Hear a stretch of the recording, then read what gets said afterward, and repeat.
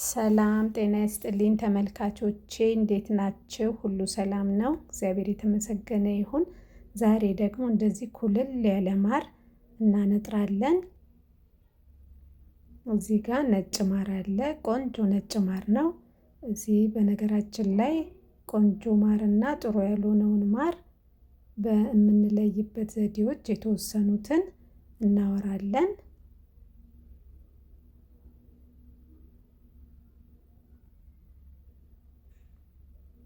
አሁን የተወሰነ ውሃ ጥጃለሁ፣ ፈልቷል። እዚህ ጋር ብረት አደርጋለሁ ከስር ልክ እንደ እስቲም ማለት ነው የምናደርገው። አሁን ማሩን አድርጌያለሁ። አንከድነውም። ከከደነው በላቦቱ ምክንያት ውሃ ስለሚንጠባጠብበት ውሃ ከገባ ደግሞ ማሩን የሆነ እንደ መጎምዘዝ ነገር ያደርገዋል፣ ያበላሽብናል። ስለዚህ ሳንከድን በእንደዚህ ሁኔታ ጥሩ አድርገን እናነጥረዋለን። አሁን ኦቭኑን አጥፍቼዋለሁ። በራሱ ሙቀት ነው እየቀለጠ ያለው። አይተን ደግሞ ውሃው ቀዝቀዝ ሲል አነስተኛ በሆነ ሙቀት እንለኩሰዋለን። እንግዲህ አሁን ጥሩ ሆኖልኛል። በምናነጥርበት ጊዜ የግድ ፓትራ መሆን የለበትም። ይሄ ያው እሳትም ስለሚችል ነው። በቆርቆሮ ሳህንም መጠቀም እንችላለን። ግን ቀጥታ ወደ ድስቱ ላይ ባይቀመጥ የተሻለ ነው። እንደዚህ ብረት ማስቀመጫዎች ካሉ ብረቱ ላይ ብናደርገው መልካም ነው። ይኸው በእንደዚህ ሁኔታ ጥሩ ሆኖልኛል።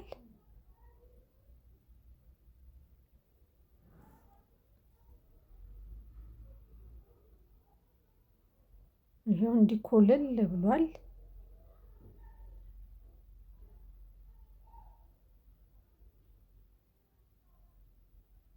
አሁን ይበቃዋል፣ እናወርደዋለን።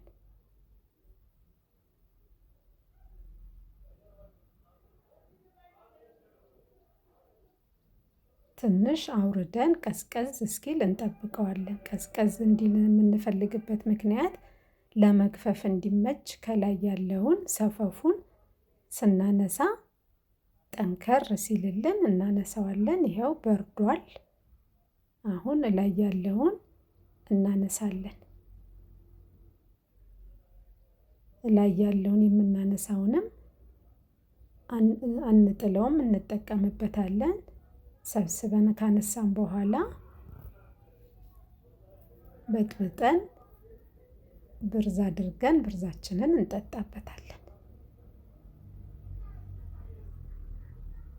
እንደዚህ አውጥተን ግን ብዙ ባናስቀምጠው ጥሩ ነው። ድርቅ እንዳይልብን። ድርቅ ካለ ለመበጥበጥ አይመችም። ይሄውን ልስልስ እንዳለ ነው። ስንበጠብጠው ቶሎ ይበጠበጥልናል። እንግዲህ ተመልካቾቼ የማር ጥቅም በተወሰነ መልኩ እስቲ እናውራ። ማር በአንቲኦክሲዳንት የበለጸገ ነው። ከፍተኛ የምግብ ይዘቶችንም በውስጡ ይዟል። ከነዚህም ውስጥ ሚኔራል፣ ማዕድን፣ አይረን፣ ቫይታሚንስ ሲ፣ ካልሲየምን እናገኝበታለን። እንግዲህ ሁሉም ጥቅማቸው እንደሚቀስሙት የአበባ አይነት ይወሰናል። ለምሳሌ የሱፍ አበባ ሊሆን ይችላል፣ የግራዋ አበባ፣ የአቮካዶ አበባ፣ የአደይ አበባ እንደሚቀስሙት የአበባ አይነት ጥቅሙም የዛን ያህል ይለያያል። ማርን በባዶ ሆዳችን በሙቅ ውሃ ከመበጥበጥ እንደዚሁ በብርዝ መልክ በጥበጥ አድርገን ጠዋት ከምግብ በፊት እና ማታ ደግሞ ከራት በፊት ብንወስደው ለጤናችን ከፍተኛ ጥቅም ይሰጣል። ወይንም ደግሞ ጠዋት በባዶ ሆድ በሻይ ማንኪያ መውሰድ፣ ማታም ከራት በፊት በሻይ ማንኪያ መውሰድ። ካልሆነ ግን አንድ የሾርባ ማንኪያ አድርገን በአንድ ብርጭቆ ውሃ በጥብጠን መጠጣት ጥቅሙ ከፍተኛ ነው። ከጠቀሜታው አኳያ ለቆዳችን የምግብ መፈጨት ሂደትን ያስተካክላል። በሰውነታችን ውስጥ አላስፈላጊ የሆኑ ባክቴሪያዎች እንዳይከሰቱ ይረዳል። የጉሮሮ በሽታን በከፍተኛ ደረጃ ይፈውሳል። የሆድ ድርቀት፣ የሆድ ቁርጠት እና የሆድ መነፋት እንዳይኖር ያደርግልናል። ክብደት ለመቀነስ ደግሞ ከቀረፋ ጋር አድርገን ብንጠጣው ክብደት ይቀንሳል። ስብን የማቅለጥ ኃይል አለው። የበሽታ የመቋቋም ኃይላችንን ከፍተኛ ያደርግልናል። ቆዳችን ላይ የሚወጡ በፀሐይም ሊሆን ይችላል እንደ ብጉር፣ ጥቋቁር ነገሮች፣ አለርጂም ከሆነ ከቡና ጋር አድርገን ያው ቡናም በአንቲኦክሲዳንት የበለጸገ ስለሆነ ቡናና ማርን አንድ ላይ ቀላቅለን ያለበት ቦታ ላይ ቅብትብት አድርገን ከዛ በውሃ መታጠብ ለውጡን ቶሎ ነው የምናገኝበት። ሌላው ደግሞ ለልጆች ከ1 ዓመት በታች ለሆኑ መስጠት አይመከርም። ምክንያቱም አንጀታቸው ስለማይችል ሊጎዱ ስለሚችሉ መስጠት የለብንም።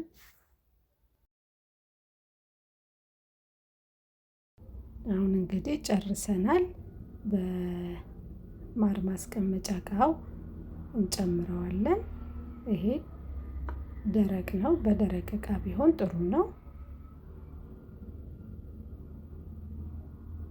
ይኸው እንደዚህ ኩልል ያለች ማር ወጥታልናለች። ይኸው ተመልካቾቼ እንግዲህ ብርዛችንም ይሄንን ይመስላል። ማሩም ይኸው ይሄን ያህል ወጥቶልናል። እስቲ እንቀምሰዋለን።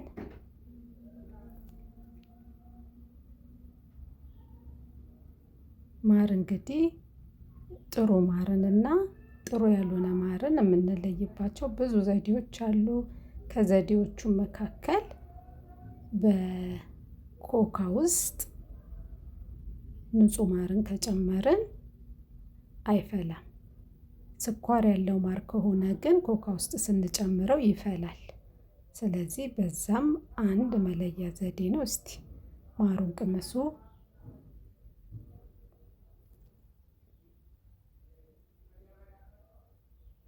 ቆንጆ ማር ነው። ቴስቱ ጥሩ ማር ነው።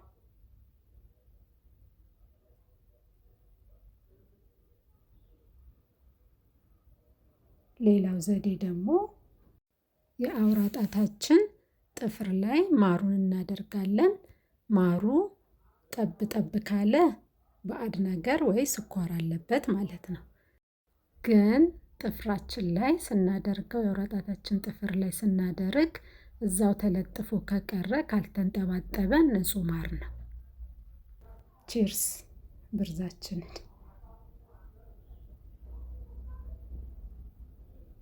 እንግዲህ እንደዚህ እያደረግን ጥሩንና መጥፎ የሆነውን ማር መለየት እንችላለን፣ ባዕድ ነገር የተጨመረበት ከሆነ። ሌላው ደግሞ በውሃ ብርጭቆ ውስጥ ንጹህ ማር ከጨመርን ስንበጠብጠው ቶሎ አይበጠበጥም።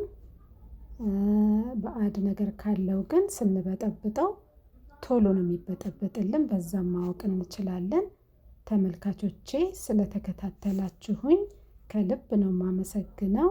መልካም ቀን። ቀናችሁ ይባረክ።